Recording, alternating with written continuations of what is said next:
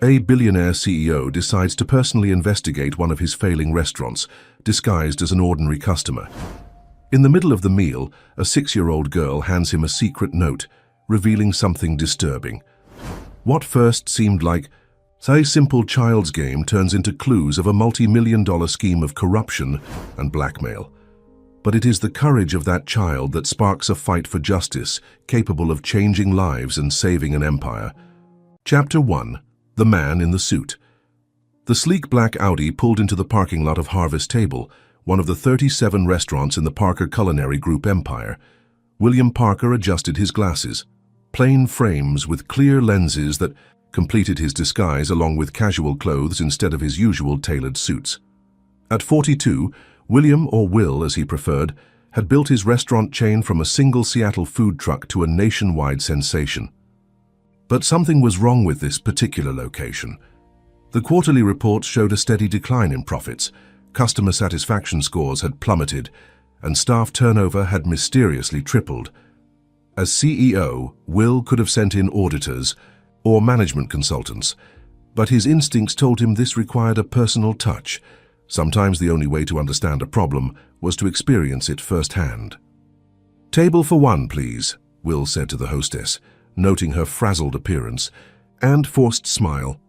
The restaurant was only half full on what should have been a busy Thursday evening. "Right this way, sir." The hostess led him to a small table near the back, perfectly positioned to observe both the dining room and the swinging doors to the kitchen. Will thanked her and accepted the menu, pretending to study it, while actually studying the restaurant's dynamics. The decor remained beautiful: warm woods, copper accents, and the signature living herb wall that was a hallmark of all Harvest Table locations. But something felt off. The staff moved with tension in their shoulders, conversations between servers seemed furtive, and the usual harmonious rhythm of a well-run restaurant was conspicuously absent. A blonde waitress approached his table, notepad in hand. Her name tag read Sarah, and despite her professional smile, Will noticed the dark circles under her blue eyes. "Welcome to Harvest Table. Can I start you off with something to drink?" Her voice was warm, but tired. "Just water for now, thanks." "And maybe your recommendation for tonight's specials?" Will asked, using his standard technique to engage with staff. Sarah's smile became more genuine. "The herb-crusted salmon is excellent. Chef Marcus still manages to work magic despite—" She caught herself. "Despite how busy we've been." That hesitation, the unfinished thought, confirmed Will's suspicions that something was seriously wrong. "Salmon sounds perfect," Will said. "I'll trust your judgment." As Sarah walked away, Will noticed a small figure peering around the corner from the staff break room. A little girl, no more than 6 years old, with blonde hair like Sarah's tied in 2 uneven pigtails.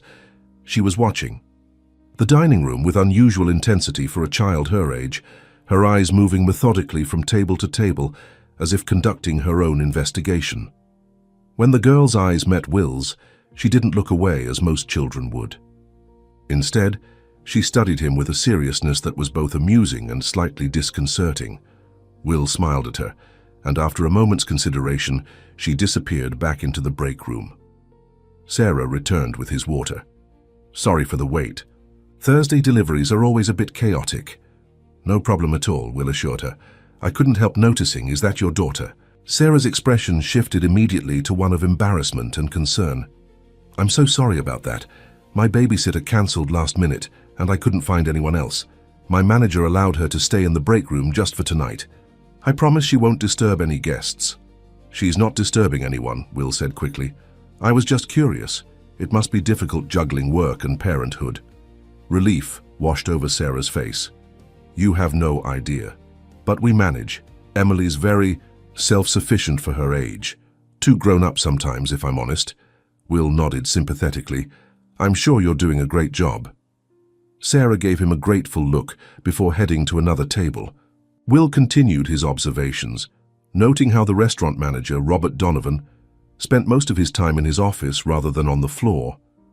Will recognized him from company photos, a rising star in the organization who had been transferred to this location 8 months ago to boost its performance. Instead, The restaurant's metrics had declined precipitously under his management. When his salmon arrived, Will was pleased to find the food quality remained excellent. At least the kitchen hadn't suffered. He was halfway through his meal when he felt a presence beside him.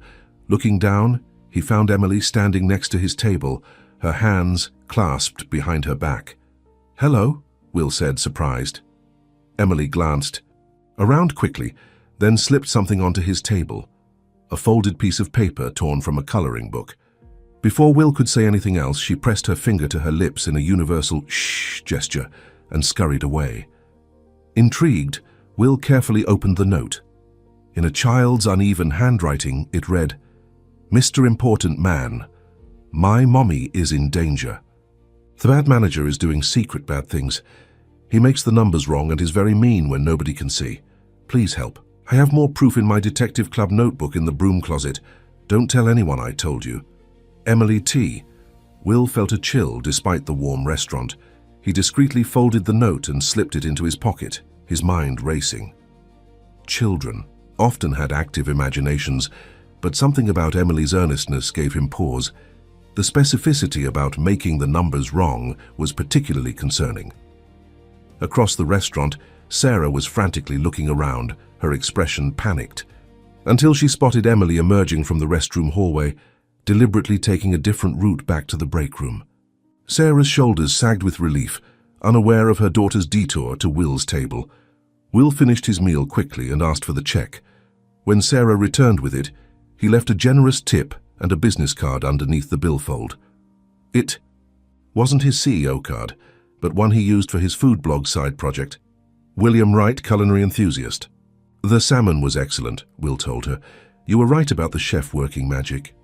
Sarah smiled, this time reaching her eyes. "Thank you. That means a lot.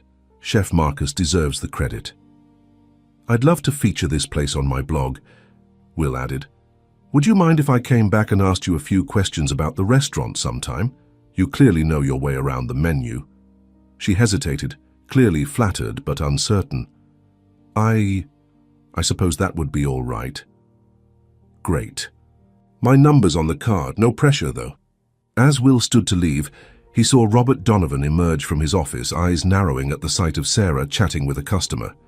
The manager's face was handsome but hard, with a forced smile that didn't reach his eyes. He headed toward them with purposeful strides.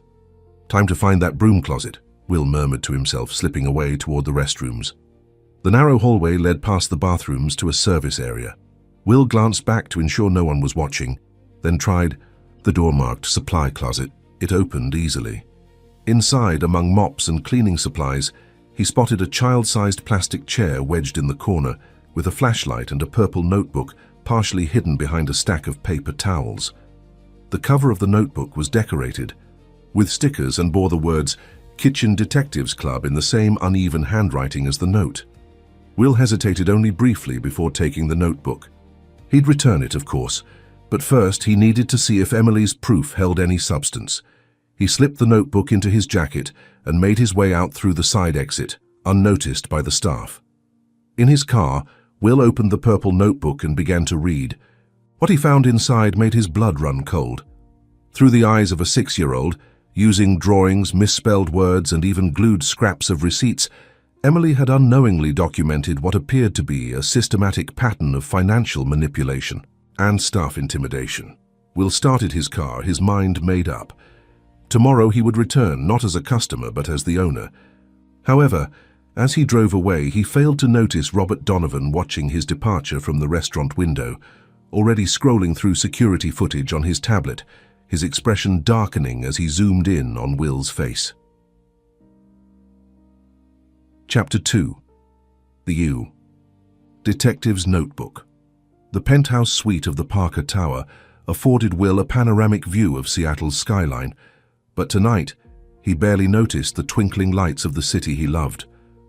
Spread across his dining table was Emily's purple notebook, the Kitchen Detectives Club journal that had completely changed his understanding of the situation at Harvest Table. A 6-year-old had accomplished what his entire corporate audit team had missed. The notebook contained an assortment of childish drawings, notes in crayon, and various items taped to the pages. receipt fragments, overheard conversations transcribed in phonetic spelling, and even a staff schedule with certain shifts highlighted. Through Emily's innocent eyes, a troubling pattern emerged. "Mr. Rob makes the computer beep wrong when he does money stuff," read one entry, accompanied by a drawing of a stern-faced man at a computer with angry eyebrows. Another page held a collection of overheard phrases. "If you say anything, you'll never work in this industry again. The difference is my insurance policy. Parker doesn't care about this location anyway." Most concerning were the numbers. Emily had apparently been copying figures from papers she'd seen, creating columns of her own, detecting inconsistencies without understanding what they meant. Will reached for his phone and dialed a familiar number. "Olivia, I need you to clear my schedule tomorrow. Something's come up with Harvest Table Seattle." His chief of operations was used to his occasional hands-on interventions, but the urgency in his voice prompted immediate concern. "What's happening, Will?" Olivia Chen had been with him since the food truck days, the most trusted member of his executive team. "I'm not entirely sure yet, but I think Robert Donovan is deliberately running that location into the ground. I need to understand why before I confront him." "Do you want me to send in the auditors?" she asked. "No. This requires discretion.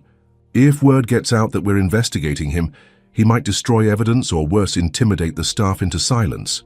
Will paused, thinking of Sarah and Emily. There are vulnerable people involved. After finishing the call, Will returned to the notebook, flipping to the last few pages.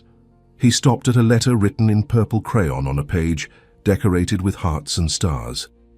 "Dear Dad, who isn't here," it began. "My name is Emily Taylor. I am 6 and 3/4 years old. Mom says you had to go away before I was born. Sometimes I pretend you are a secret agent or an astronaut. Mom works very hard. Sometimes she cries when she thinks I'm sleeping. I'm scared because the mean manager man might hurt her job. She needs her job. I wish you could come help us. Do you even know about me? Would you like me? I am good at spelling and detective work. Love, Emily." Will felt a lump in his throat. The letter hit uncomfortably close to home. His own father, though physically present, had been emotionally absent, too consumed with building his real estate empire to attend school plays or baseball games. Will had sworn to be different if he ever had children of his own. But at 42, with 3 failed relationships behind him, that dream seemed increasingly distant. His restaurants had become his children, his employees, his family. And now part of that family was in trouble. Morning brought a sense of purpose. Instead of his usual tailored suit, Will opted for business casual, authoritative enough to command respect, but not so formal as to intimidate the staff. His plan was simple: announce an impromptu visit as the CEO, observe Robert's reaction, and protect Sarah and Emily while gathering concrete evidence. When he arrived at Harvest Table, the lunch rush was just beginning. Will purposely entered through the main door, making no attempt to hide his identity. The hostess, the same young woman from the previous night, did a double take when she recognized him. "Mr. Parker, we had no idea you were coming. Should I get Mr. Donovan?" "Please do," Will said pleasantly. "And don't worry, this is just a routine visit. I like to drop in on different locations occasionally." The hostess scurried off, and Will could almost feel the ripple of tension spreading through the restaurant. From the corner of his eye, he spotted Sarah emerging from the kitchen, stopping abruptly when she saw him. Recognition dawned on her face, followed quickly by confusion, and then something like betrayal. She had obviously connected the dots between last night's food blogger and her actual boss. Before Will could approach her, Robert Donovan emerged from his office, his expression a careful mask of surprise and welcome. "Mr. Parker, what an unexpected pleasure." Robert extended his hand, smile firmly in place, though his eyes remained cold. "Had I known you were coming, I would have prepared a proper welcome." "That's precisely why I didn't announce myself, Robert." Will shook his hand firmly. "I like to see my restaurants as they really are, not just when they're prepared for inspection." Robert's smile tightened almost imperceptibly. "Of course, would you like a tour? I can show you the improvements we've been implementing to address our recent challenges." "Absolutely. But first, I'd like to speak with your staff. The heart of any restaurant isn't its decor or even its food. It's the people who create the experience. Robert's eye twitched. Of course. Though I should mention we're rather short-staffed today and everyone's quite busy with the lunch service. I won't take much of their time, Will assured him, already moving toward the kitchen. The next hour was revealing. While Robert hovered anxiously, Will spoke with the chef, the line cooks, the dishwashers, and the waitstaff. Most seemed guarded, offering safe, generic answers to his questions about working conditions and restaurant operations. But he noticed how they glanced at Robert before responding, how their body language changed when the manager was nearby. Sarah avoided him entirely, finding reasons to remain on the opposite side of the restaurant. Each time their eyes met, she quickly looked away, her expression a mixture of anger and fear. Finally, Will cornered her by the beverage station. "Sarah, I need to speak with you." "I'm very busy, Mr. Parker," she said formally, not meeting his eyes as she arranged glasses on a tray. "I understand you're upset that I wasn't honest about my identity last night." Upset? Why would I be upset? That the CEO of the company was spying on us. Her voice was low but intense. Was this some kind of test? Are we all going to lose our jobs because the restaurant isn't performing well enough for you? "That's not why I'm here," Will said quietly. "And I need to return something to Emily, her notebook." Sarah's hands froze on the glasses. "What notebook?" "The purple one, from the supply closet." The color drained from Sarah's face. "How do you know about—" She stopped as realization dawned. "Emily gave you that note, didn't she? And you took her notebook?" Her voice rose slightly, drawing attention from nearby staff. "Please, just hear me out," Will urged. "Not here, after your shift. I have another job after this one. I clean offices downtown." "Then I'll wait." "This is important, Sarah. It's about protecting you and Emily." Something in his tone must have reached her because she finally met his gaze. "Fine. I finish here at 4 p.m. There's a coffee shop across the street. I can give you 15 minutes before I have to catch my bus." "Thank you." Will handed her a business card, his real one this time.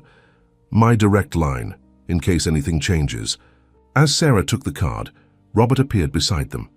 "Is everything all right here?" he asked, his tone pleasant but his eyes sharp.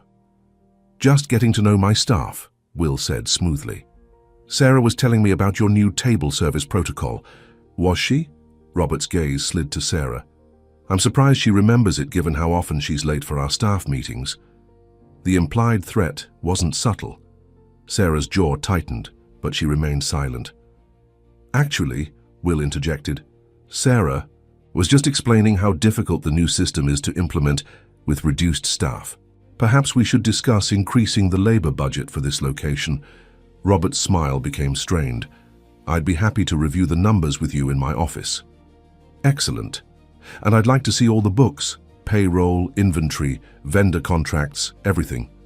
Will watched Robert carefully as he added, "I'm particularly interested in the discrepancies between reported food costs and actual inventory usage." A flicker of alarm passed through Robert's eyes before he controlled it. "Of course, though I should warn you, our filing system is in transition. It might take some time to gather everything." "I've got all day," Will assured him, "and tomorrow if necessary." As they walked toward the office, Will glanced back at Sarah, who was watching them with an unreadable expression.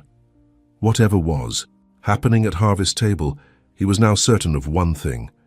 Emily's childish detective work had uncovered something very real and potentially very dangerous for everyone involved. Behind them, unnoticed by either man, Emily peered out from the break room, her serious eyes following their movement, a new blue notebook clutched tightly in her small hands. Chapter 3. Trust Issues. The Rain City coffee shop lived up to Seattle's nickname, its large windows streaked with afternoon drizzle. Will arrived early, choosing a corner table that offered privacy, while allowing him to watch the door. He ordered 2 coffees and waited, Emily's purple notebook on the table beside him. At 4:15 p.m., the door opened and Sarah entered, scanning the cafe until she spotted him. Her hair was now pulled back in a neat ponytail, her Harvest Table uniform exchanged for jeans and a practical raincoat. The dark circles under her eyes seemed more pronounced in the cafe's harsh lighting. "You're still here," she said, sliding into the chair opposite him. It wasn't a question, but an observation tinged with surprise. I said I would be. Will pushed one of the coffees toward her. I took a guess. Medium latte. Sarah ignored the coffee. I have 13 minutes before my bus. Say what you need to say. Will placed Emily's notebook on the table between them.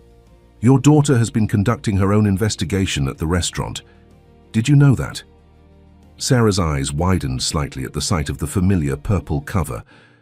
Her detective. Club thing? I thought that was just a game she was playing. She reached for the notebook. She's always been imaginative.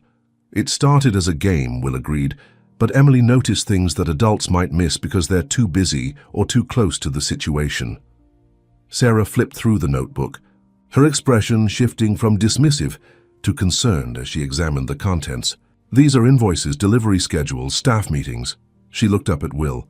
How did she get all this? Children can be invisible when adults don't think they're paying attention, Will said. Emily is. Unusually perceptive for her age, and she's worried about you. Sarah turned to the letter Emily had written to her absent father, her eyes softening as she read. When she finished, she closed the notebook carefully. Mr. Parker. Will, please. Mr. Parker, she repeated firmly. I appreciate your concern, but whatever game you're playing, I can't afford to be involved. I have a daughter to support and 2 jobs that barely cover our rent and Emily's after-school program. If Robert is doing something unethical, that's between you and him. It's not that simple, Will said. If what Emily has documented is accurate, Robert has been systematically undermining the restaurant, altering financial records, intimidating staff, and possibly worse. And based on what I saw today, I believe she's right. Then fire him, Sarah said bluntly. You're the CEO, problem solved. Without proper evidence, firing him could lead to a wrongful termination lawsuit. And if he's been falsifying records as extensively as I suspect, we need to understand exactly what he's done to fix it. Sarah checked her watch. 7 minutes, get to the point. I need your help, Will said simply. You've worked at Harvest Table longer than anyone except Chef Marcus. You see everything that happens on the floor. Staff trust you. If Robert E. is creating a hostile work environment or manipulating the books, you're my best chance of proving it. You want me to spy on my boss? Sarah let out a short, incredulous laugh. Do you have any idea how precarious my situation is? I'm a single mother with no safety net. If I lose this job, you won't, Will assured her. I give you my word. Whatever happens, your position is secure. Your word, Sarah's voice was flat. Like the word you gave when you pretended to be a food blogger last night? Will winced. I deserved that. But I'm being completely honest with you now. Sarah stood, gathering her purse and Emily's notebook. My bus leaves in 4 minutes. Thank you for the coffee I didn't drink. Sarah, wait. Will reached into his jacket and pulled out a business card, scribbling something on the back. This is my personal cell number. If you change your mind, or if you ever feel unsafe at work, call me. Anytime, day or night. She hesitated before taking the card. Why do you care so much about one struggling restaurant? Don't you have 36 others to worry about? 37, actually. And I care because Harvest Table isn't just a restaurant to me. It was my 3rd location, the first one I opened after my initial success. I designed every detail, from the living herb wall to the copper light fixtures. Will's passion was evident in his voice. But more importantly, I care about the people who work for me, all of them.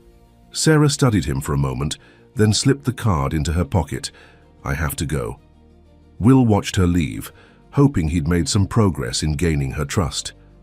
Outside, the rain had intensified, and he saw Sarah run toward the bus stop, pulling her hood up against the downpour. The following morning, Will arrived at his corporate headquarters earlier than usual. He needed to brief his inner circle before proceeding with his investigation of Robert Donovan. Olivia Chen was already waiting in his office, along with Theo Washington, his chief financial officer, and Miguel Vega, his head of legal. The 3 of them formed the backbone of Parker Culinary Group, having been with Will since the early days. I hope this is important, Theo said, checking his watch. I've got the quarterly projections meeting in an hour. It is, Will assured him, distributing copies of a report he'd prepared, carefully excluding Emily's involvement. "I believe Robert Donovan has been deliberately sabotaging our Seattle Harvest Table location." Olivia frowned as she scanned the document. Falsified inventory reports, staff intimidation. Will, these are serious accusations. "And potentially illegal," Miguel added, his legal mind already assessing liabilities. "Do we have concrete evidence?" "Not yet," Will admitted, "but the patterns are clear. Food costs reported at 42% when industry standard is 28 to 32%. Staff turnover tripled in 8 months. Customer complaints up to 15%. Devil's advocate," Theo interjected. "Maybe he's just a bad manager, incompetent, not malicious." "I considered that," Will said. "But look at his history.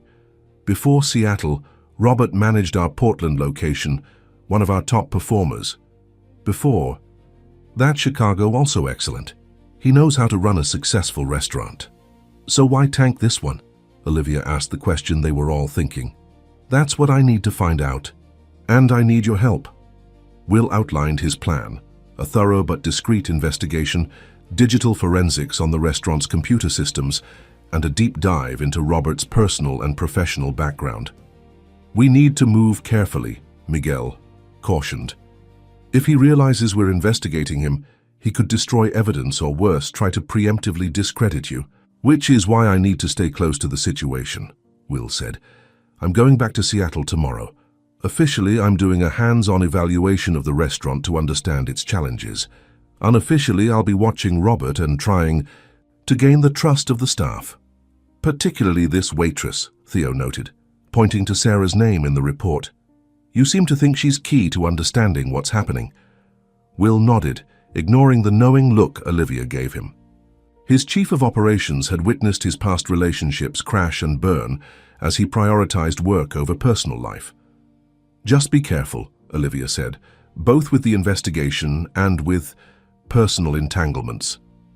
"This is strictly professional," Will insisted, though the image of Sarah's tired but determined face flashed in his mind. As the meeting concluded, Will felt a renewed sense of purpose. Whatever Robert was doing, Will would stop it. He had built his company on principles of integrity and respect, values that had been sorely tested in recent years as rapid expansion strained the corporate culture. Perhaps this situation was a wake-up call, a chance to reassess what truly mattered. The Seattle rain had given way to unusual autumn sunshine when Will arrived at Harvest Table the next day. He'd called ahead this time, informing Robert of his visit to help implement improvements. The forced cheerfulness in the manager's voice couldn't mask his unease. Will was greeted by a noticeably different atmosphere. Staff moved with artificial enthusiasm. The restaurant gleamed from a hasty deep clean, and Robert hovered attentively, clipboard in hand. "We've prepared a detailed report of our challenges and proposed solutions," Robert said, handing Will a professionally bound document.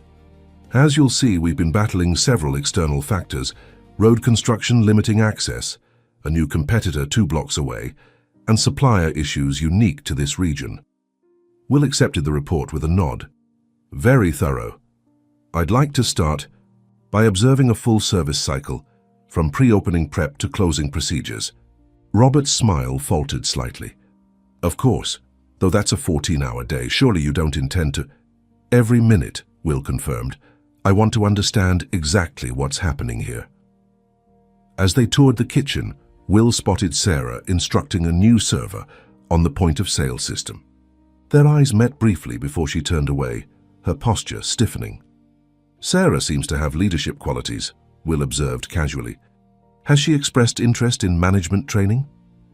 Robert's laugh was dismissive. "Sarah? No, she's reliable. Enough as a server, but she lacks the education and polish for management.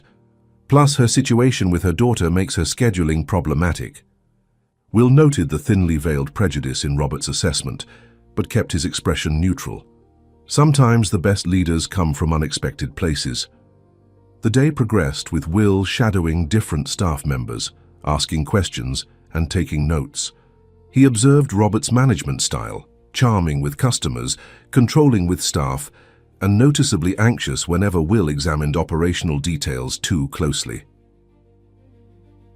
By late afternoon, Will found a moment alone with Sarah as she restocked the service station. "How's Emily?" he asked quietly. "Fine," Sarah replied, not looking up from the napkins she was folding. She asked about her notebook. "Did you tell her I had it?" "I told her you borrowed it because you were interested in her detective stories." Sarah finally met his gaze. "She wants to know if you liked them." Will smiled. "Very much. She's quite observant." Sarah glanced around to ensure they weren't overheard. "I thought about what you said. I'm not agreeing to help you, but—" She hesitated. "There's something you should see after closing. The restaurant's computer system does something strange every Tuesday night during the backup process." "What kind of strange?" "I don't know computers well enough to explain it, but numbers change. I've seen it happen when I've stayed late to help with inventory." Sarah returned to her napkin folding. "That's all I'm saying for now." Will nodded, understanding her caution. "I'll be here." As he walked away, he didn't notice Emily watching. From her hiding place behind the host stand, her blue notebook opened to a fresh page, carefully documenting this new development in her ongoing investigation. Chapter 4: Hidden Agendas. The restaurant had emptied of customers and most of the staff had departed. Only Chef Marcus remained in the kitchen, prepping for tomorrow while Sarah finished her closing duties. Robert had reluctantly left after Will insisted he needed to speak with the late shift employees alone, a transparent excuse that Robert couldn't refuse without appearing suspicious. Will sat at the manager's computer, Sarah standing nervously behind him. The office was small, dominated by a desk cluttered with invoices, schedules, and vendor catalogs. "It's almost midnight," Sarah said, checking her watch. "The system automatically runs its backup at 12:15. "Does Robert usually stay for this?" Will asked, studying the ancient accounting software that corporate had replaced everywhere else years ago. "No. He sets it up, then leaves. But twice I've been here late. Once when Emily was sick and I was making up missed hours, and once during inventory. Both times I saw the same thing." Will nodded, eyes on the screen. "How's Emily tonight?" "With Mrs. Castillo next door. I told her I had to. Work late." Sarah twisted her hands together. "I should be there with her. She has school tomorrow." "I appreciate you doing this," Will said sincerely. "I know what it costs you." Sarah's expression softened slightly. "Emily likes you, you know." She asked, "If you were going to help us like in her detective books, where the good guy always saves the day." Will smiled, though the responsibility of a child's faith weighed heavily. "I'm trying." At precisely 12:15, the computer emitted a series of beeps as the backup program initiated. Will watched intently as the progress bar slowly advanced across the screen. "Wait for it," Sarah whispered. At 80% completion, something unusual happened. The screen flickered, and a secondary program launched in the background. Had Will not been watching carefully, he might have missed it, a rapid series of database adjustments executing automatically. "There," Sarah pointed. "That's what I saw before." Will's fingers flew across the keyboard, trying to capture the changes occurring in real time. "It's altering the financial records during the backup process. Clever. The original data is replaced before it's archived, so there's no record of the changes." The program completed its work and disappeared as suddenly as it had appeared, leaving no trace except for the modified database. "Can you tell what it changed?" Sarah asked, leaning closer. "It's sophisticated," Will admitted, "but based on what I can see, it's systematically skimming from reported sales while inflating expenses. Small amounts that add up over time." "So Robert is stealing?" Sarah's voice was hushed. "Not exactly. He's making the restaurant look unprofitable on paper." Will turned to face her. "Which doesn't make sense if his goal is embezzlement. He's deliberately tanking the restaurant's performance metrics." "Why would he do that?" "That's what we need to find out." Will pulled out his phone and sent a text to his IT security team. "We need to extract the original data and track these modifications. But we have to be careful. If Robert realizes we've discovered his program, he might destroy the evidence." Sarah crossed her arms, shivering slightly despite the warm office.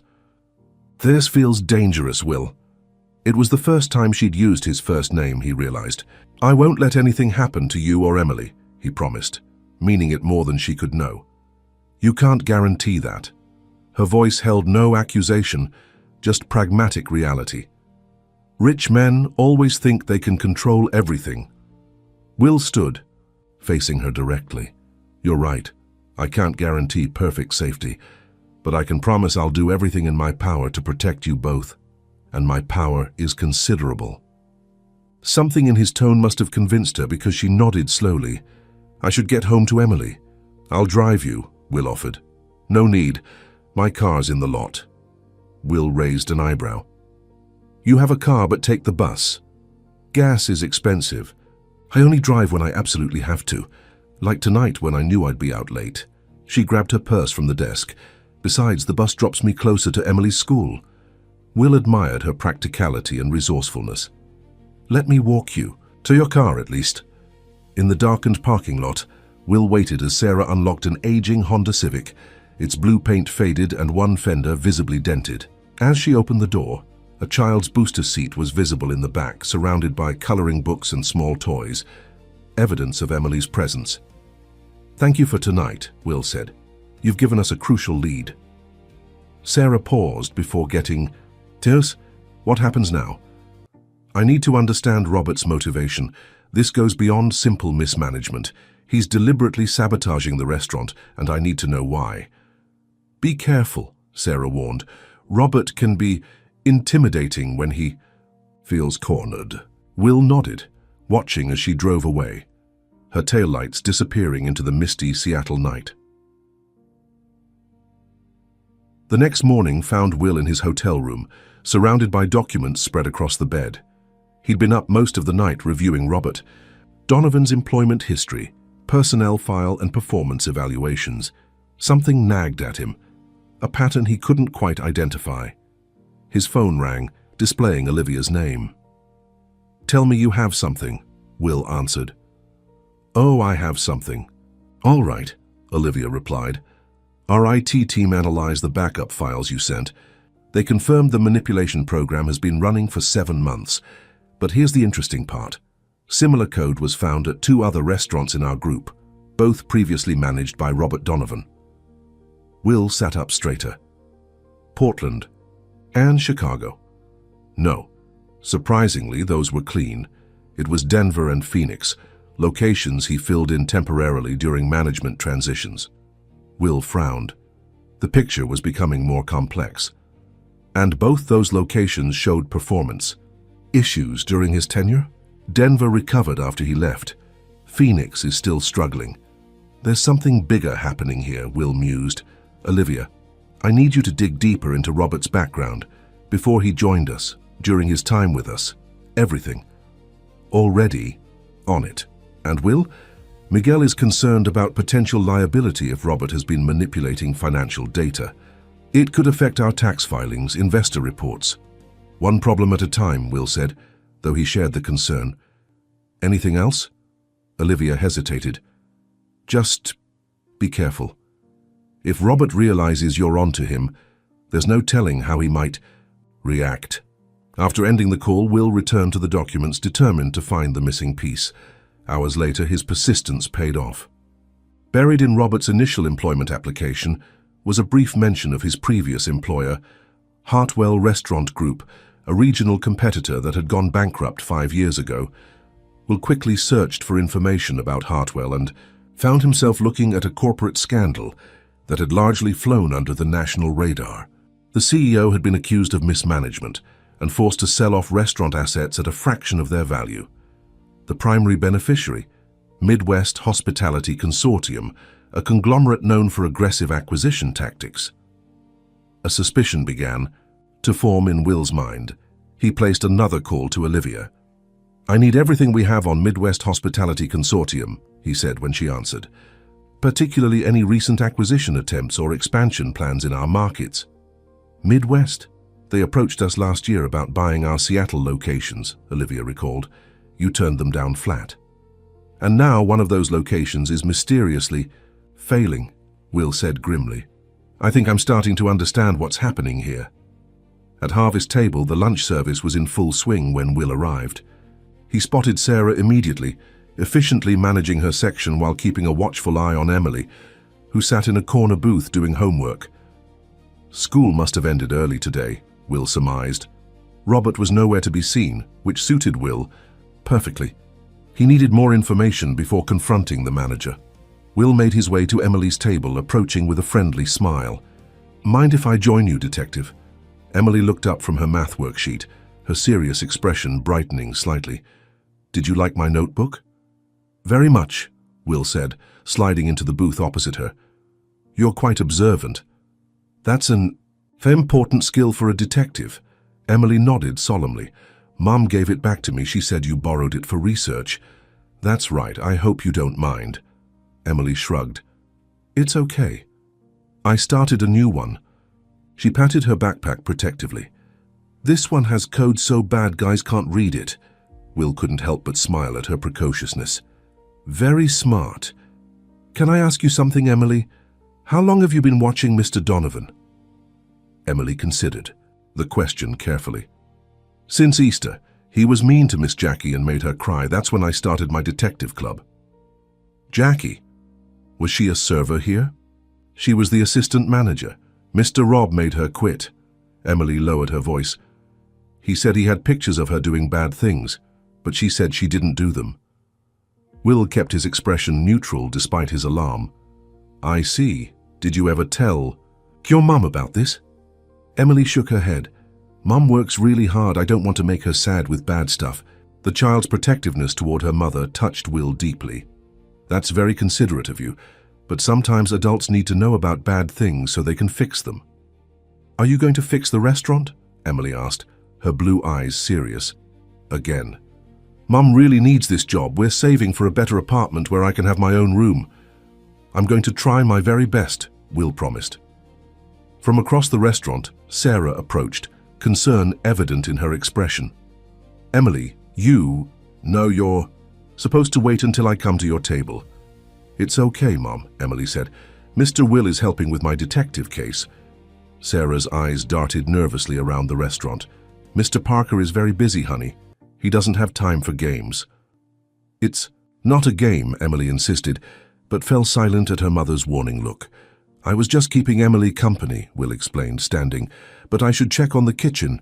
Chef Marcus mentioned some equipment issues yesterday." As he walked away, Will heard Emily ask, "Mom, why are you mad? Mr. Will is the good guy."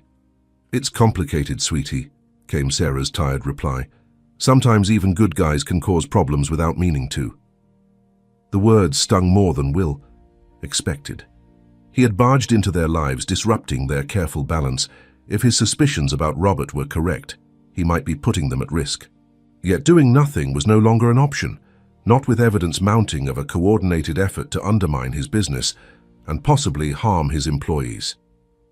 In the kitchen, Will found Chef Marcus battling with an underperforming convection oven. "Third time it's acted up this month," Marcus complained. "I've requested repairs twice, but Robert says corporate denied the expense."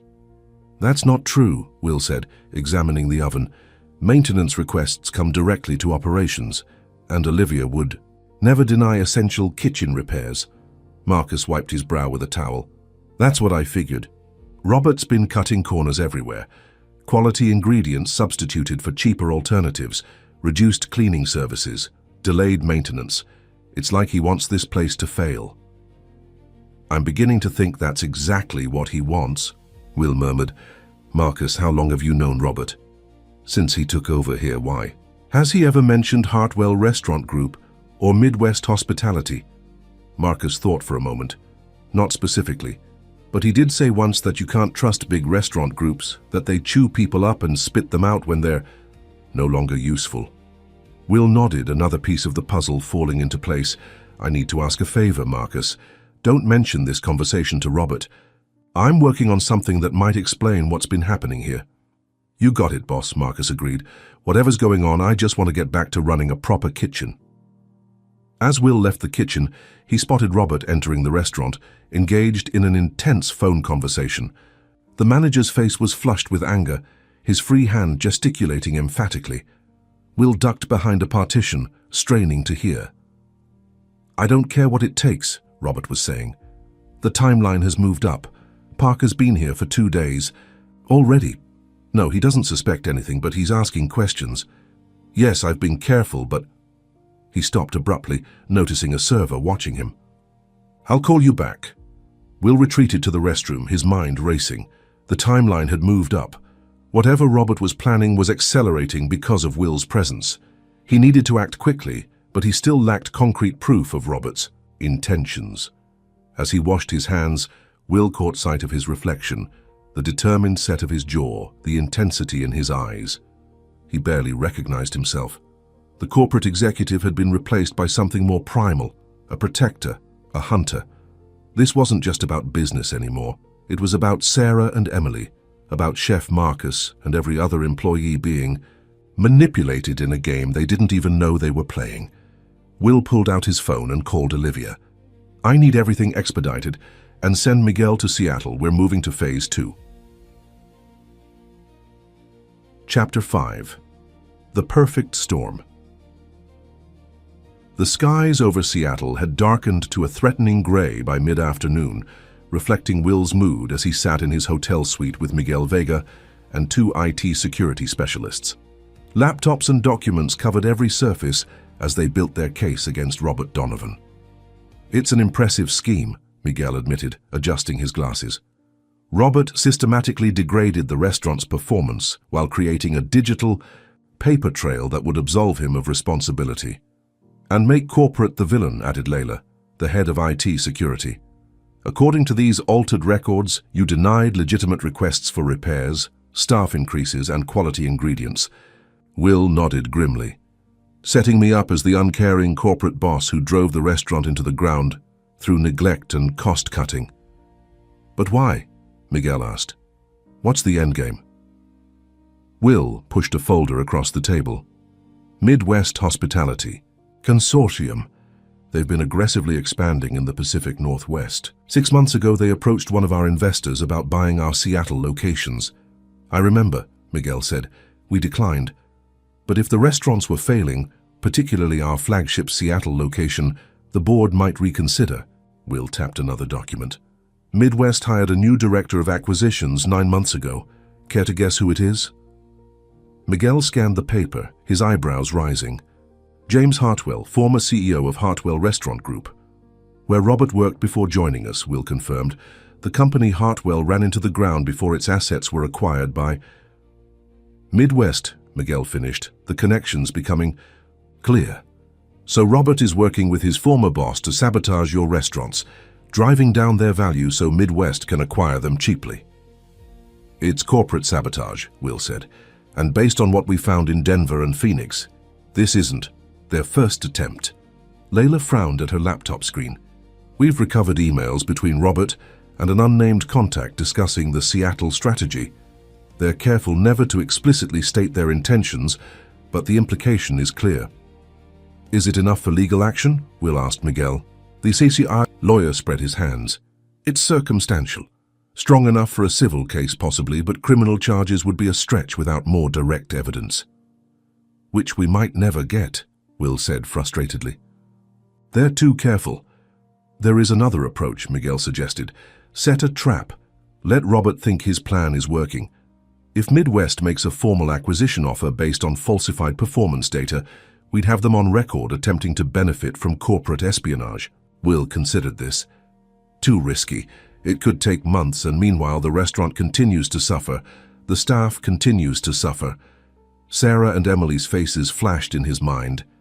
"Then we need Robert to incriminate himself," Layla said. "Get him to admit what he's doing on record." A loud thunderclap punctuated her words as the storm outside intensified. Will's phone buzzed with a weather alert, severe thunderstorm warning for the Seattle area. "I need to get to the restaurant," Will said, standing suddenly. "Robert seemed agitated yesterday about my continued presence. Whatever he's planning, I think he's accelerating the timeline." "We should call the local authorities," Miguel suggested. "And tell them what? That we have circumstantial evidence of corporate espionage. They won't act without something more concrete." Will was already gathering his coat. "Keep working." Find me something I can use against him directly.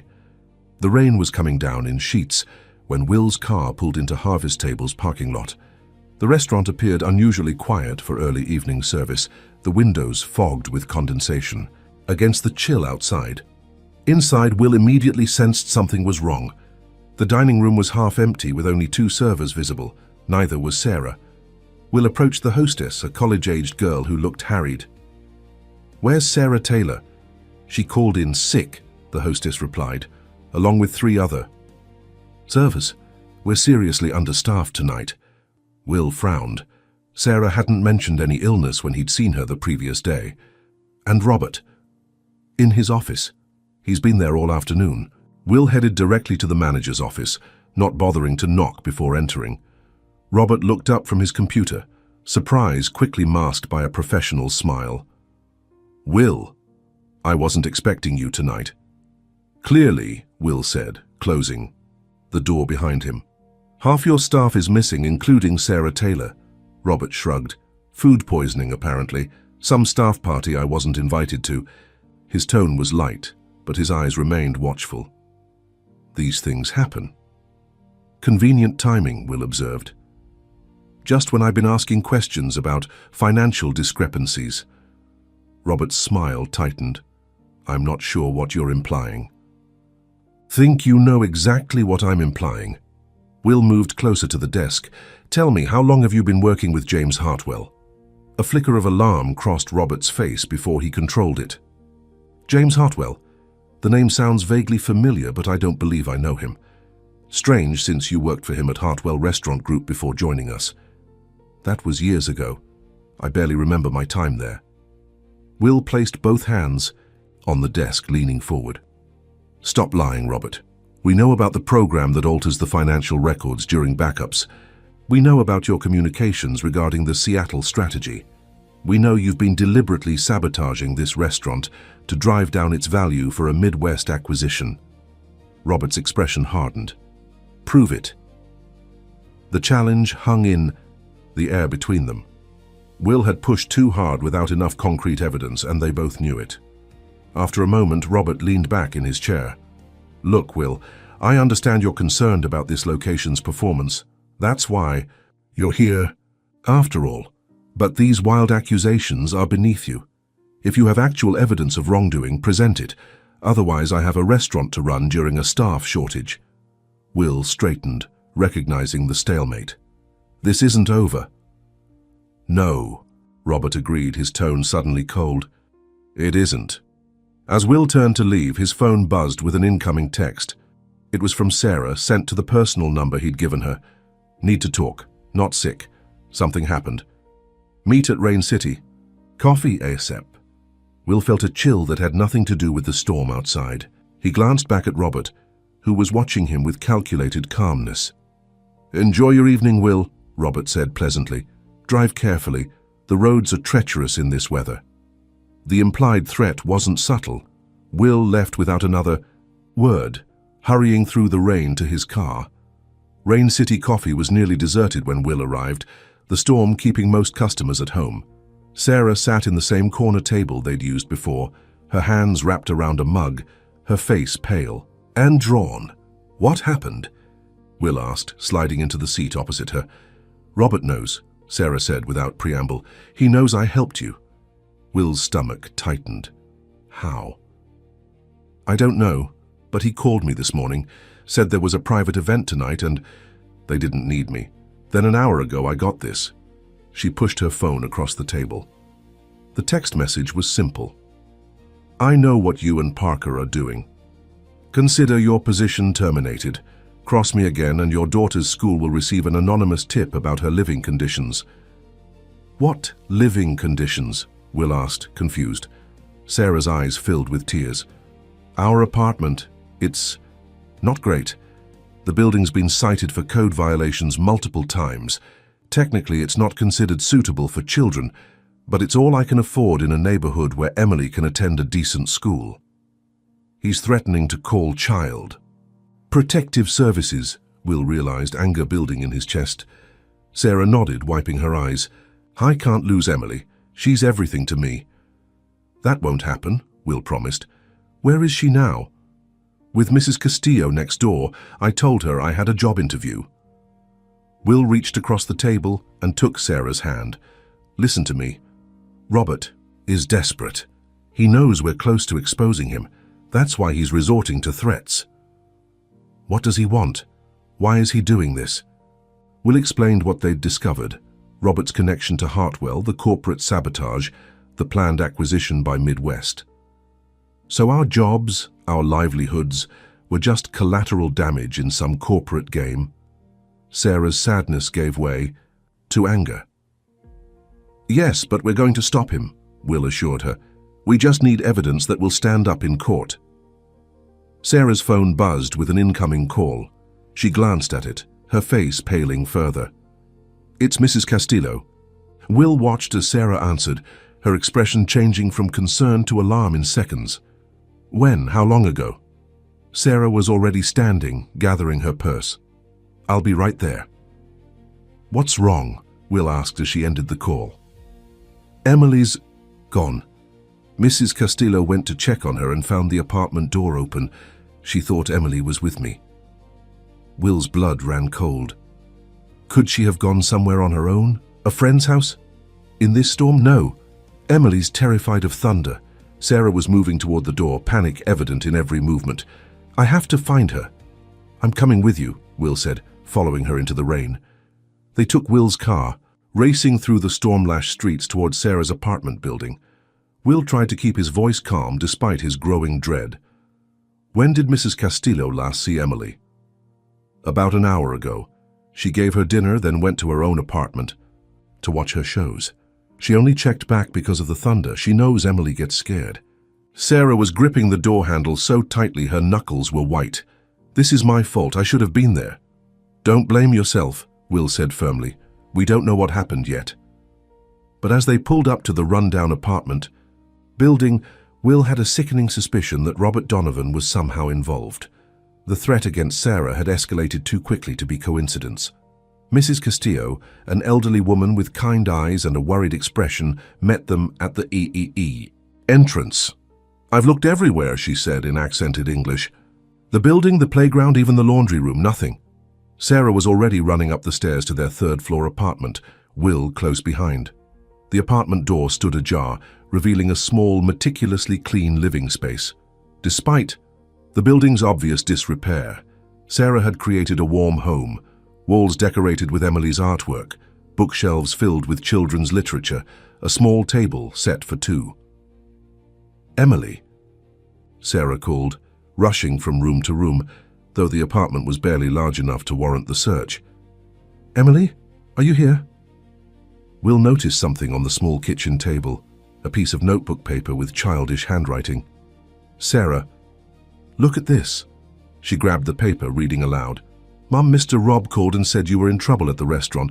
He's taking me to find you. Don't worry. Love, Emily. Sarah's legs seemed to give way as she sank into a chair. He has my daughter. Will pulled out his phone, his mind racing. This crosses a line. We're calling the police. And tell them what? Sarah asked, her voice hollow. That my boss who fired me took my daughter to find me? They'll say he was being helpful. Then we'll find them ourselves, Will said decisively. Robert doesn't know that we know. He must have taken Emily to the restaurant thinking you'd go there looking for her. Sarah stood, a new determination in her eyes. Let's go. As they rushed back to the car, Will's phone rang. Miguel. Not now, Will answered curtly. Yes, now, Miguel insisted. We found something. Robert's been communicating with someone at Midwest using an encrypted messaging app. Our team managed to access his account remotely. They're planning to meet tonight at Harvest Table after closing. Something about finalizing the Seattle arrangement and addressing the Parker problem. Miguel, he's taken Sarah's daughter. A sharp intake of breath. What? That's kidnapping. We're heading to the restaurant now. Call the police. Tell them everything. The corporate espionage, the threats, everything. I'll handle Robert until they arrive. Will, wait for the authorities. Don't. Will ended the call, turning to Sarah as they reached the car. They're at the restaurant. Miguel is calling the police. The fear in Sarah's eyes was overshadowed by a mother's fierce determination. Drive fast. Chapter: Confrontation. The storm had intensified, turning Seattle's streets into rushing rivers. Will's windshield wipers worked frantically against the downpour as he navigated toward Harvey's table, one hand steady on the wheel, the other occasionally reaching to reassure Sarah. "She'll be okay," he said, though uncertainty gnawed at him. "Robert wouldn't harm her. He's using her as leverage, nothing more." Sarah stared straight ahead, her face a mask of barely contained terror and rage.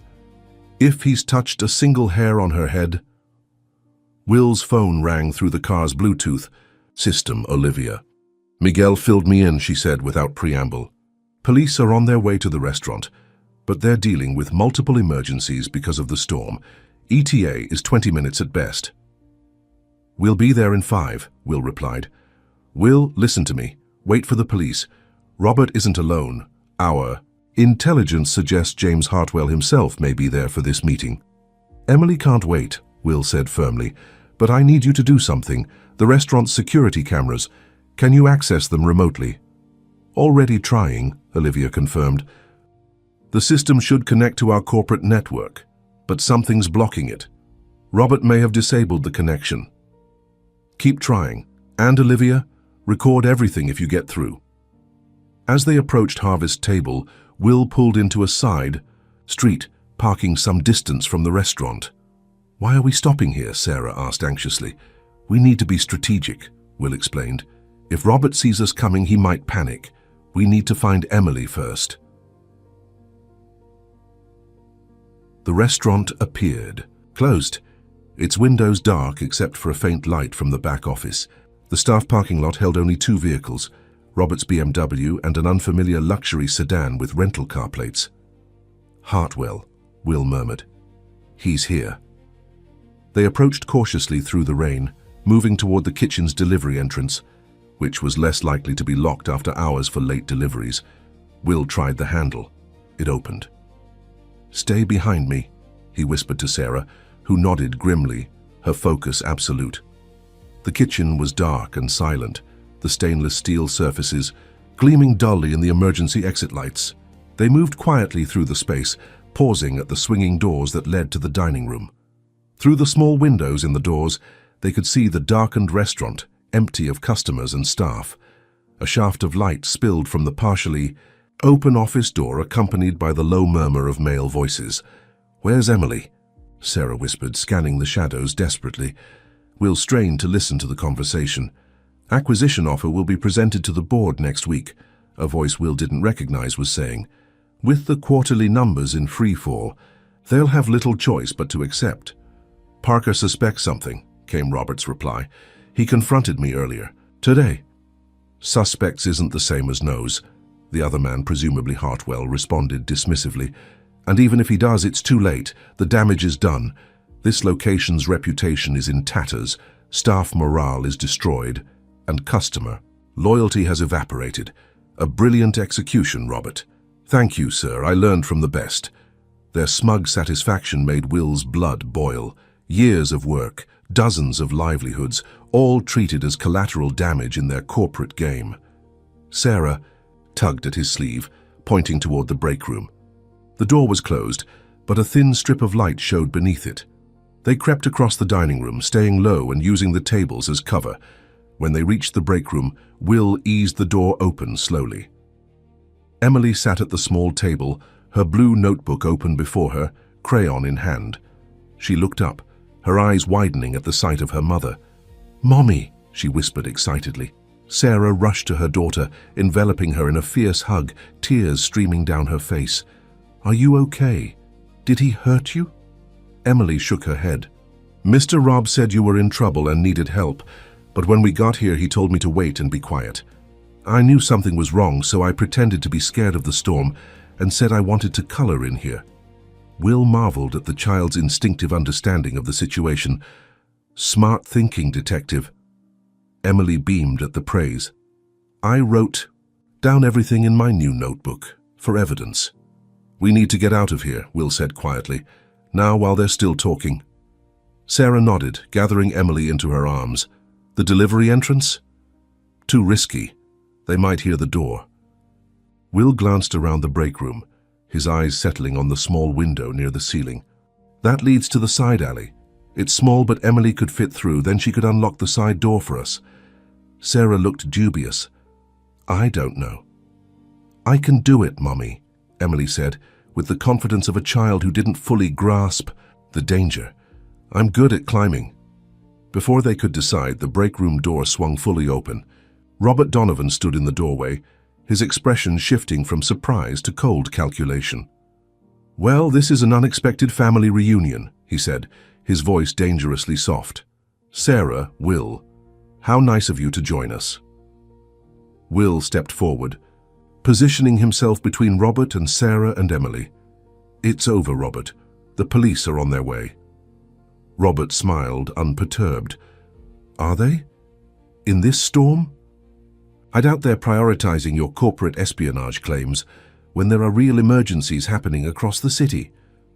Kidnapping a child is a real emergency, Sarah said, her arms tightening around Emily. Kidnapping, Robert laughed. I was helping a scared little girl find her mother who wasn't answering her phone. Who would believe otherwise? From the dining room, another figure appeared, a distinguished-looking man in his 60s, silver-haired and impeccably dressed despite the late hour and storm. Robert, what's going on here? He asked, his tone commanding. Just some unexpected guests, Mr. Hartwell, Robert replied. Will Parker and one of our former employees. Hartwell's eyes narrowed as he assessed Will. So this is the wunderkind who built Parker Culinary from nothing. Impressive, if a bit foolhardy. He turned to Robert. You said you had everything under control. A minor complication, Robert assured him. They have no proof of anything. Will pulled out his phone. Actually, we do. My IT team has been monitoring your encrypted communications.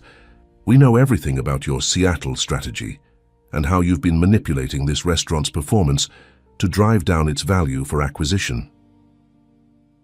It was a bluff.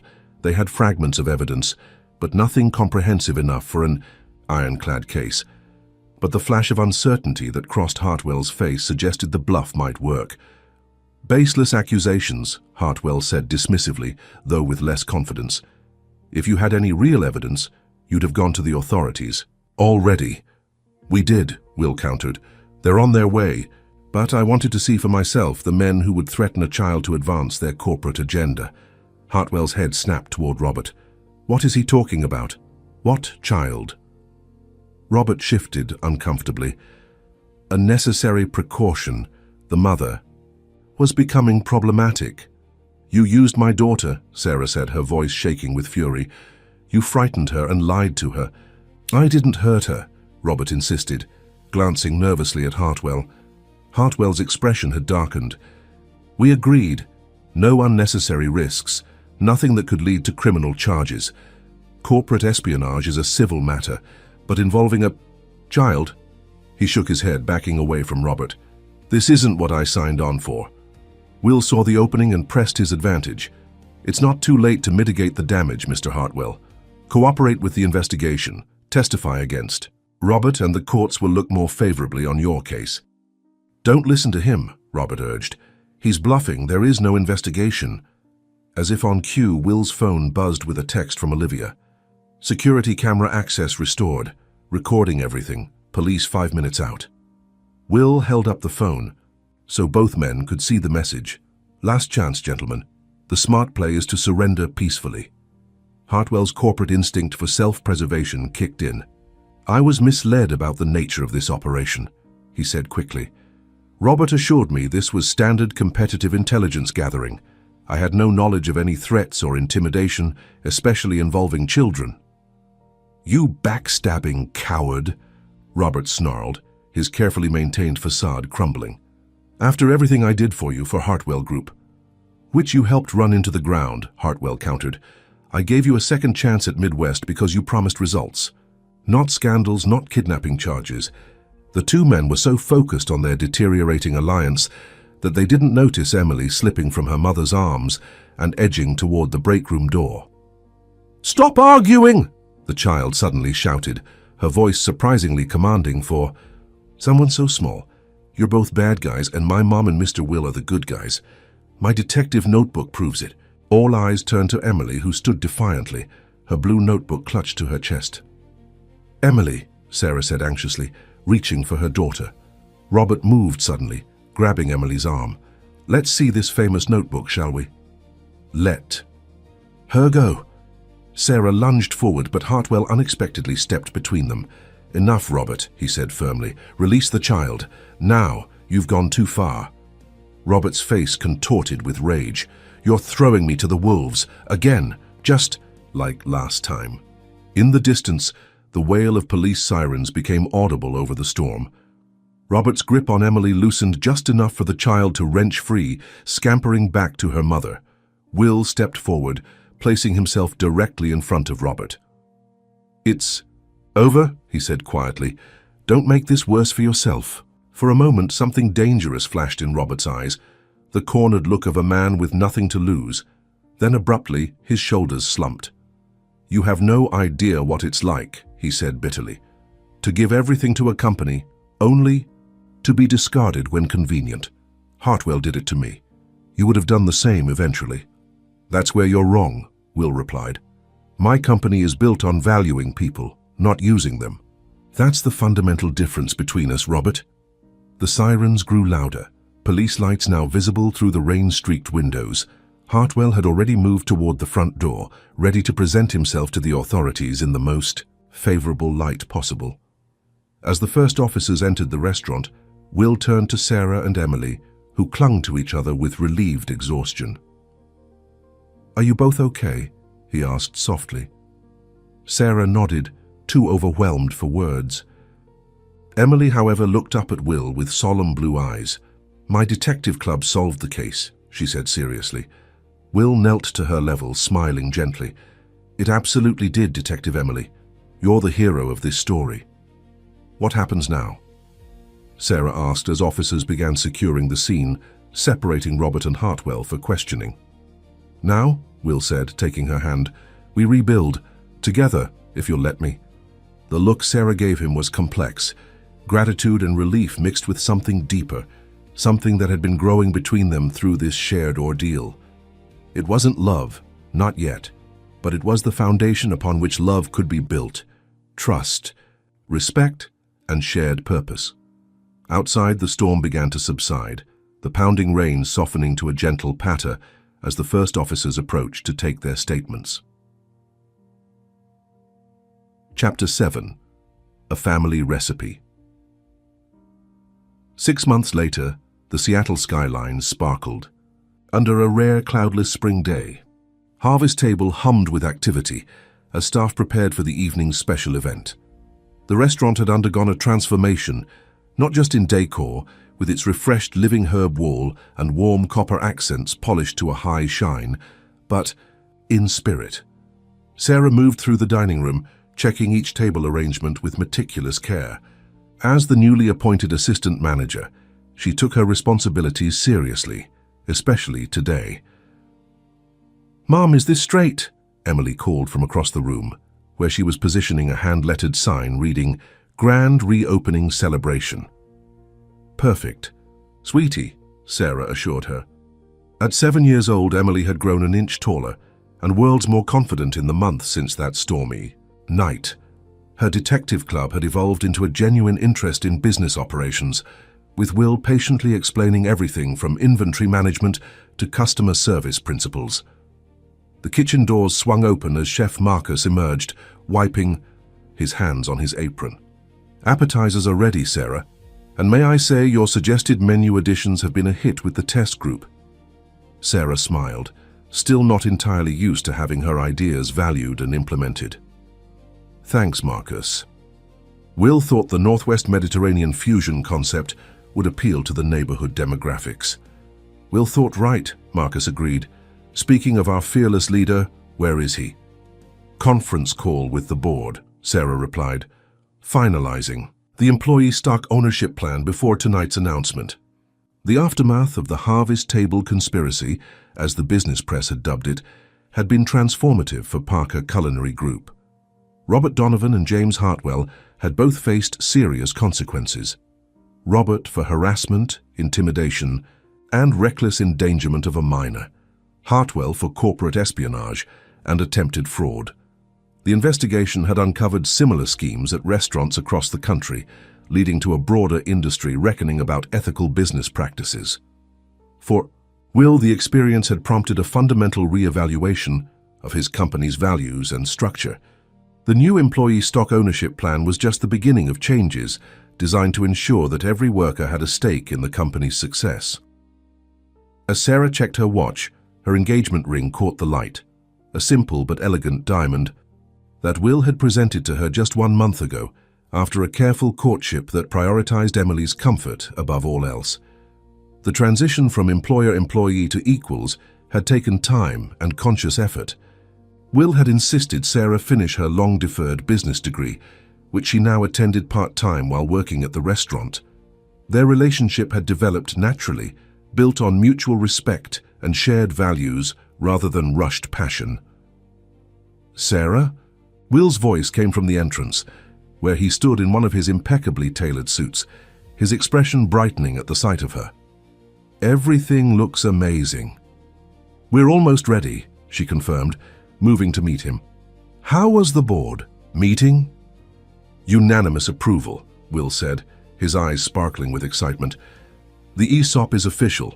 Starting tonight, every employee with 1 year of service becomes a part owner of Parker Culinary Group." Sarah squeezed his hand. "They're going to be thrilled, especially Marcus. He's been here since the beginning." "I couldn't have done it without you," Will said softly. "Your perspective changed how I see this entire company." Before Sarah could respond, Emily bounded up to them, her blue notebook, now filled with restaurant observations rather than detective notes, clutched in her hands. "Mr. Will, I finished the guest welcome speech. Want to hear it?" Will crouched to her level, a gesture that had become natural to him. "Absolutely, Detective Emily." Sarah watched as her daughter solemnly read her carefully prepared speech, Will nodding with genuine interest and offering gentle suggestions. The sight still amazed her sometimes. This powerful CEO who commanded a culinary empire, treating her daughter's thoughts with the same seriousness he gave to board members. "That's perfect," Will told Emily when she finished. "Just remember to speak slowly and clearly like we practiced." Emily nodded seriously before running off to continue her preparations for the evening. "She's something special," Will said, watching her go. "She is," Sarah agreed. "And she adores you. Do you know she told Mrs. Castillo that she has the best almost dad in the world?" Will's eyes softened. "Almost dad, huh? I'll take it. For now." The journey to this point hadn't been simple. Sarah had initially hesitated to pursue a relationship with Will, concerned about the power imbalance and what people might think. Will had respected her caution, focusing first on rebuilding the restaurant and establishing her in a role that reflected her capabilities rather than their personal connection. Their first real date hadn't occurred until 3 months after the confrontation with Robert and Hartwell, a simple dinner at a neighborhood restaurant where neither of them was known. Emily had been included in many of their outings, Will insisting that they function as a unit from the beginning. "The first guests will arrive in an hour," Sarah noted, checking her watch again. "I should make sure the staff is briefed on tonight's announcements." "Before you go," Will said, taking her hand, "there's something I wanted to ask you. If it's about the seating chart, I've triple-checked it. The food critics are separated from the investors, as requested." Will smiled. "Not about the seating chart. About us, you, me, and Emily." Sarah's heart quickened. "What about us?" "I know we agreed to wait until after the wedding to discuss living arrangements, but I was thinking..." He was interrupted by the arrival of Olivia Chen, who hurried through the front door with an apologetic expression. "Sorry to interrupt, lovebirds, but the media is setting up outside, and the mayor's office called to confirm her speech time." Will sighed good-naturedly. "We'll continue this conversation later," he promised Sarah before turning to Olivia. "Tell the press we'll do a brief Q&A before the event, but no photographs inside until guests arrive." As the evening approached, Harvest Table transformed from a restaurant into a celebration venue. Staff members, many of whom had weathered the difficult period under Robert's management, moved with renewed purpose, now understanding they were building something they would partially own. The first guests began arriving at 7 o'clock, local, dignitaries, business partners, loyal customers, and selected media. Emily, dressed in a blue dress that matched her eyes, stood proudly by the door, greeting each arrival with a confidence that belied her age. At precisely 7:30, Will clinked a glass for attention, standing at the center of the restaurant, with Sarah and Emily beside him. "Welcome everyone to the new harvest table," he began. "6 months ago, this restaurant faced its darkest hour, not because of market forces or changing tastes, but because we lost sight of what truly makes a restaurant successful: its people." The room quieted as he continued. "Tonight marks not just a reopening, but a recommitment to the values that should have always guided us: integrity, community, and shared success. Starting today, Parker Culinary Group is transitioning to an employee ownership model, where every person who contributes to our success shares in the rewards." Murmurs of surprise and approval rippled through the crowd as Will explained the details of the plan. Sarah watched the faces of the staff, the disbelief transforming to joy as they realized the announcement was real. "None of this would have been possible without two very special people," Will continued, his voice softening, as he turned to Sarah and Emily. "A mother and daughter who showed extraordinary courage in exposing wrongdoing, and who reminded me why I started this company in the first place. Not to build an empire, but to create a family." Emily beamed at the recognition, while Sarah felt tears threatening. The journey from overworked, underappreciated server to respected manager and Will's fiancée sometimes felt surreal. "And now," Will said, "I believe Emily has a few words to share." Emily stepped forward, her blue notebook open to her prepared remarks, but instead of reading from it, she closed the book and spoke from her heart. "When I started my detective club, I was just playing a game, but I learned that even kids can make a big difference when they pay attention and tell the truth." She looked up at Will and then at her mother. "I also learned that families come in lots of different ways. Sometimes they start with just a mom who works really hard. And sometimes they grow when you meet someone who fits with you like the perfect recipe." The crowd chuckled appreciatively at her culinary metaphor, clearly influenced by her time around the restaurant. "Mr. Will is going to be my dad soon, and he already makes my mom smile a lot more than she used to, and he taught me that business isn't just about money, it's about taking care of people." Emily concluded with the wisdom of a child who had seen both the worst and best of human behavior. "Thank you for coming to our family restaurant." The applause was thunderous as Emily returned to her mother's side, accepting hugs from both Sarah and Will. As the formal program concluded and guests began enjoying the culinary delights prepared by Chef Marcus and his team, Will guided Sarah and Emily to a quiet corner. "That was quite a speech, Emily," he said, genuine pride in his voice. "Completely off script and absolutely perfect." "I decided scripts are boring," Emily declared. "Real detectives have to be spontaneous." "A wise philosophy," Will agreed solemnly. "Can I go see if Chef Marcus needs help with the dessert presentation?" Emily asked, already eyeing the kitchen. "Just don't get in the way," Sarah cautioned, watching as her daughter scampered off, somehow navigating the crowded room without disturbing a single guest. Alone for a moment, Will turned to Sarah. "About what I was trying to ask earlier." "Yes," Sarah said simply. Will blinked. "Yes, but you don't know what I was going to ask." "You were going to ask if Emily and I would consider moving into your penthouse before the wedding instead of waiting," Sarah said with a knowing smile. "Emily's been dropping hints about the view for weeks." "Actually," Will said, taking her hands in his, "I was going to suggest I move into your apartment instead." Now it was Sarah's turn to be surprised. "My tiny two-bedroom walk-up? Why would you want that?" "Because it's Emily's home, the only one she's known. And because I don't want to be the rich guy who swoops in and changes everything.